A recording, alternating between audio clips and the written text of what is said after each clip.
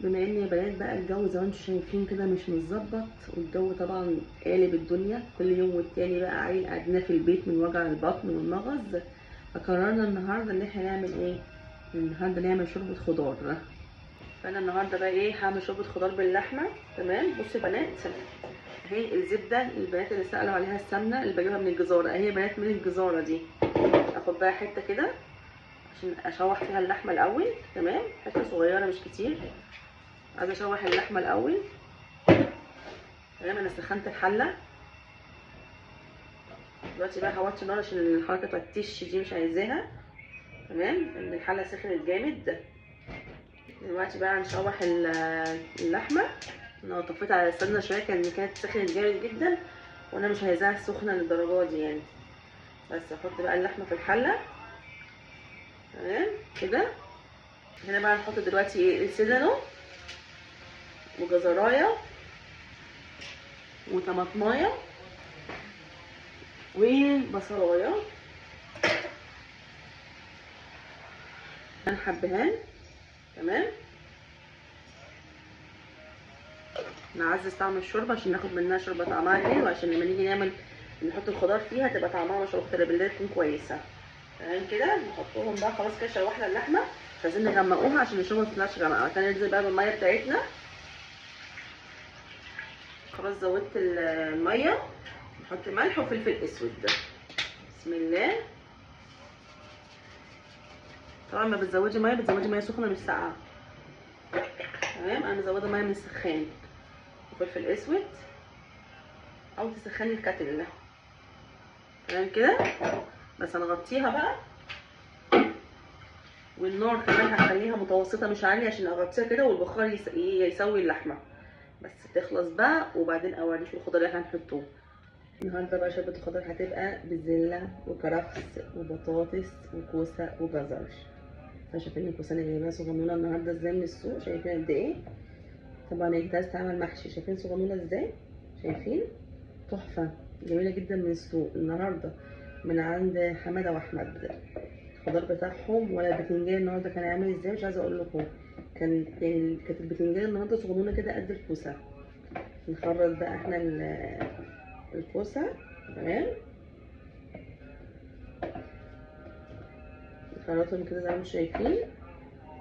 احنا كده خلاص بقى خرطت الكوسه والجزر مع بعض. هشيلهم طبعا، وهخرط الجزر مع الكرفس عشان الجزر هيتحط الاول، لان اوريدي الجزر شويه بيبقى انشف من الخضار التاني، فطبعا انا مش عايزاه الخضار يتهري. انا هخليه يغلي غلوتين واطفي عليه على طول.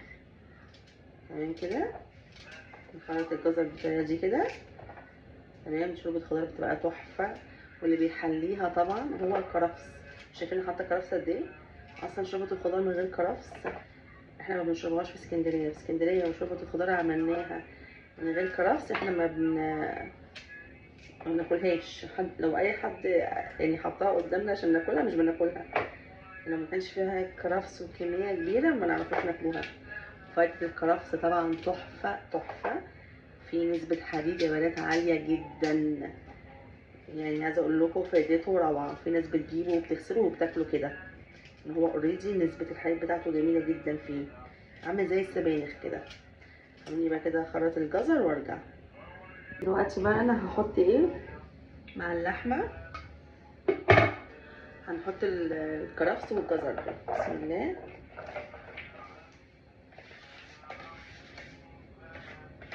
وهسيبها تغلي غلوتين يا بنات. تمام. بس الجزر يعني يطرى حاجه بسيطه فيها، وبعدين هننزل ببقيه الخضار بتاعنا. تمام. بس خلي الجزر ايه يغلي شويه مع الشوربه. هنا بقى خلاص خلينا الجزر يغلي شويه مع الكرفس. هننزل بقى بالخضار بتاعنا التاني. بسم الله.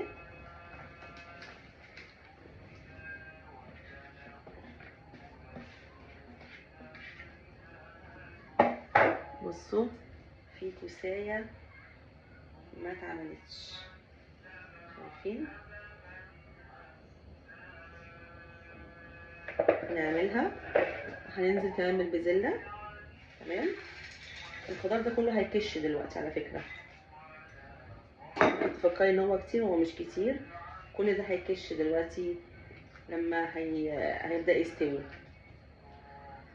بس. وبعد كده بقى ايه، نسيبوه بقى ايه يغلي غلوتين كده بقى ايه، وبعد كده اوريهولكم. ده يا بنات احلى طبق شوربه خضار ممكن تاكلوه. عايزه اقول لكم الطبق ده في قلبي كده، يعني انا لو كلت الشوربه دي كل يوم مش هزهق. انا بعشقها جدا بالذات في الشتاء. تمام. شايفين شكلها عامل ازاي؟ تحفه تحفه. الخضار فيها تحفه وطعمه جميل وريحته جميله، والكرفس مديله طعم روعه. طبعا مش كل البيت عيان، فالاخرين عاوزين جنب منه حاجه تانية، فعملنا جنب منهم شويه رز. ممكن بقى هم ياكلوه بالرز، والعيانين هياكلوها كده وبس. فده كان غدانا النهارده. يا رب يكون عجبكم، ولايك وشير ودعوه حلوه. وكنتم مع هاجر علي، والسلام عليكم ورحمه الله وبركاته.